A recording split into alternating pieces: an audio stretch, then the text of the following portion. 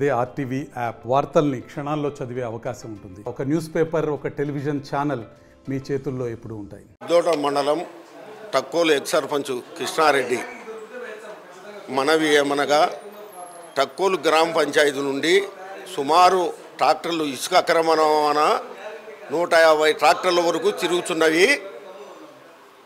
సుమారు Lingampalle water scheme నుండి 3 కిలోమీటర్లు 2004లో హైకోర్టు బ్యాన్ పెట్టడం జరిగింది.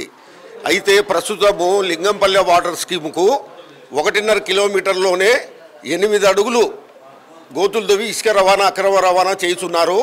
ఇంతవరకు సంబంధించిన అధికారులకు మనము అర్జీలు పెట్టడం జరిగింది. ఇంతవరకు ఎవడు ఎంఆర్ఓలు కానీ ఏ డిపార్ట్మెంట్ కూడా చర్యలు తీసుకోవడం లేదు.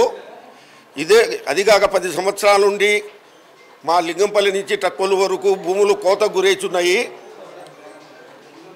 ఇదేగిన కొనసాగితే లింగంపల్లి నుండి వచ్చే వాటరు నిలుపుదల చేస్తామని చెప్తున్నాము.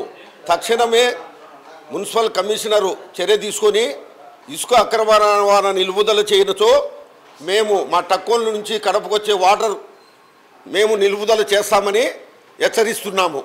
టక్కోలు కృష్ణారెడ్డి ఎక్స్ సర్పంచ్ సిద్ధోట మండలం.